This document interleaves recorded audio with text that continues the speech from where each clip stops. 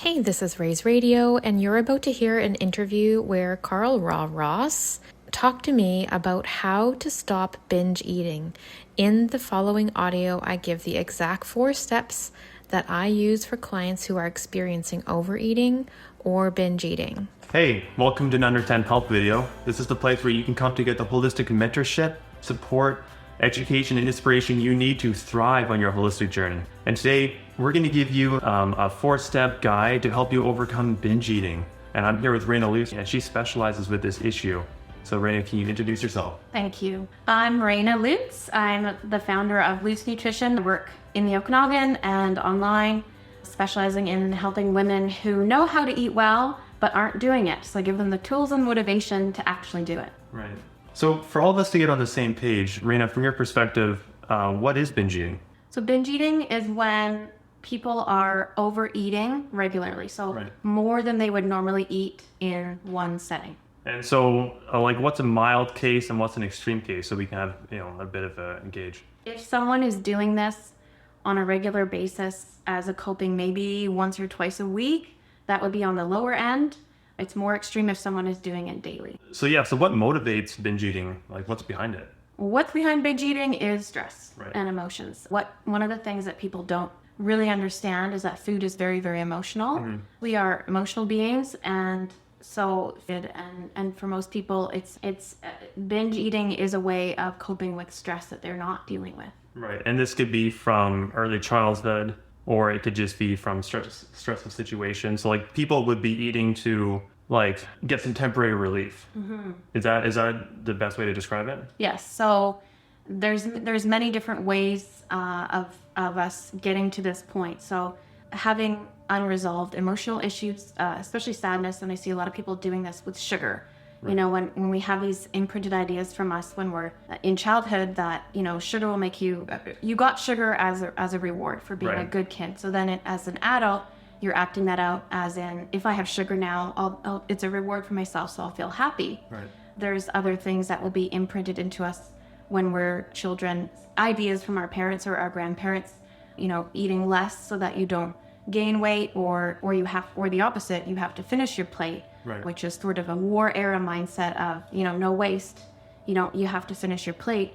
That leads to people overeating a lot of times. So, we have refrigerators now. You can store food for later. You can finish it later. Definitely. So there's the emotional factor, eating to suppress emotions. And then there's also the mindset factor, things we've been taught. Mm-hmm. And just old habits of always wanting to, put a sucker in your mouth or get something sweet when you did something good, mm-hmm. which we all sort of grew up with. Right. Unfortunately. Yeah. But that's and that's the broad way to say it. I mean, obviously there's so many different reasons we would be stressed, or so many different reasons we would be emotional, but that is the root cause.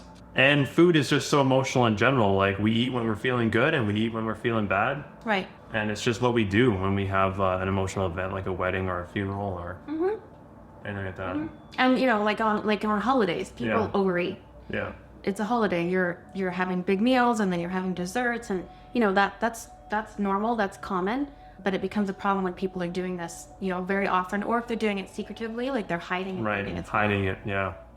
Totally. So, okay, now we know what binge eating is. Now we know what's behind it. It's purely emotional and a little bit with the mindset, the way we're thinking. And so how do we correct this? What are the steps? What would you say is how do you take someone from binge eating once or twice a week or every day to having a healthy relationship with food and never having to overeat to feel good? Well, I have 4 steps that I take people through. The first one is I want them to get conscious of it, because a lot of times people will, they'll be wanting help with weight loss or specific issues, but they don't even know that their problem is actually binge eating until we get talking and they figure out, this is actually a problem. So getting conscious of the problem, recognizing that this is something that you're doing and actually identifying it within yourself, and paying attention to that and just getting really curious about it and asking more questions. Why am I doing this? Where is this coming from? So, the first step is just recognizing it, really, and getting conscious of it. And can that take a long time, or what does that look like to be able to start being conscious of kind of what's happening? It could take a long time. It really just depends where people are at. If they know that this has been going on for a while and they're not ready to work on it, then it can take longer. if they're really aware of it and they're like, I don't want to do this anymore. It's super frustrating and it's making me feel guilty, and right, it's causing more emotional storms. Then it'll be faster because they'll be ready to take that responsibility and actually start working on it. Yeah, and then you're saying step 2 with the deeper side of it is recognizing the devil and the angel. Mm-hmm. That's what you said, anyways. I like that that terminology. So when in the cartoons, there's the angel on one shoulder and the devil on the other shoulder, right? And they're always in a little fight. And so I like that descriptor to sort of show that. We have the angel that's like, eat the salad. The salad's good for you. And the devil's like, no. You go for that protein, right? And so most people will say, well, the devil, the little devil on your shoulder, he's there and he's going to tell you to eat certain things or drink certain things or whatever. Mm-hmm. And they'll say that you have to fight him. And that just doesn't work for me. I've never seen that working. What I see is getting conscious that he's there and getting curious as to why he's saying certain things, because you can't just squish him. You and me are both holistic nutritionists, and we don't eat perfect all the time. That's not realistic. So what's more realistic is just recognizing that you do have these two different parts, these push and pull, and finding that balance and that flexibility. Okay, so we're doing pretty good. We've done the first 2 steps of becoming conscious just on a whole level, and then also identifying the positive and negative forces within us and learning how to navigate within them instead of trying to eliminate them, because it's just about getting comfortable with all that. And so, but what are some tools that can help make this easier for us? So the best tools that I've used are ones that require an active take on it. They're things you actually have to do. The problem with tools is it's not just something that you can say, you have to actually act on it. Right. So I found that getting people to do a diet journal, and not a typical food journal that people are used to where they're writing the portions and the calories or anything like that. It's more of your food and feelings. So what did you eat and how did you feel? And even just a few days of this, when you look back, you can start making connections of, well, I ate that and it makes me feel this way, or I ate that, makes me feel this way, and that starts to get you in tune with your body and what foods are actually working for you. And then meditation, yoga, those are 2 ways of really getting in touch with your body on a deeper level and being able to tune in to how you're feeling. And those are really powerful. Yeah, and so yoga at home, meditation at home, or in a group, does it matter? I would say it doesn't matter as long as people are doing it and putting in the time and the effort. And meditation doesn't have to be a big fancy thing. It can even just be 3 minutes a day. A guided meditation, just taking the time to actually do it, even if it's just a few minutes a day. Right. Yoga at home, absolutely. Going to classes makes it a little bit safer though, because you'll have an instructor there to watch you. Definitely. And the things that I like that are along those lines is just taking 1 breath before I eat anything. Mm-hmm. And 2, for me, since meditation is a bit hard sometimes, when life gets so exciting and overwhelming, is just taking time without electronics in my pocket and taking that 20 minutes. I'm not even trying to do anything. I'm just literally trying to get away. So no electronics and nobody around me, just for at least once a day. Yeah, some downtime. Yeah, just some downtime. I find that really helps a lot. So those are our best tools. And I really want to emphasize at this point that as we're going through these steps, like, on an external level, it's not going to look like much is happening. So when other people in your life, they're not going to really come along and pat you on the back and be like, wow, look at all this stuff you're doing. Look at all this progress you're making. I'm seeing so many results. It's more going to be happening on an internal level where you're going to be like, whoa, like, I'm actually becoming conscious now. I'm actually utilizing some of these tools. I'm getting in touch with my body.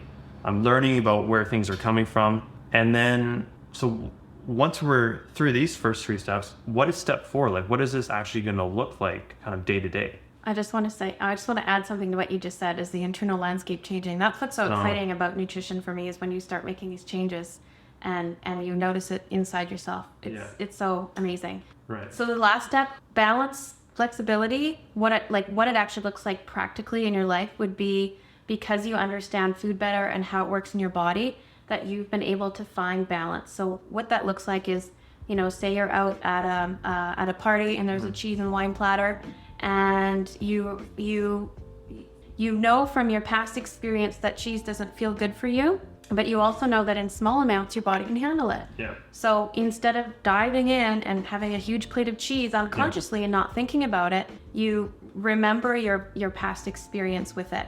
and you consciously make the decision to just have a little bit and to really slow down and enjoy it mindfully, our digestive system can handle it then, but also mentally, we're not going to overdo it. Right. So it's going to look like mindful eating. So having that 1 or 2 thought processes go through before you make a decision, so that you don't take it to the extreme.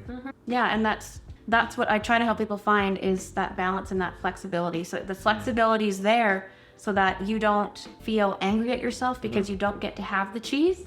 You get to have it, but the flexibility is, I just have a little bit. I have just enough, but I'm not overdoing it, and I'm conscious of that as I go through the steps of choosing it. Right.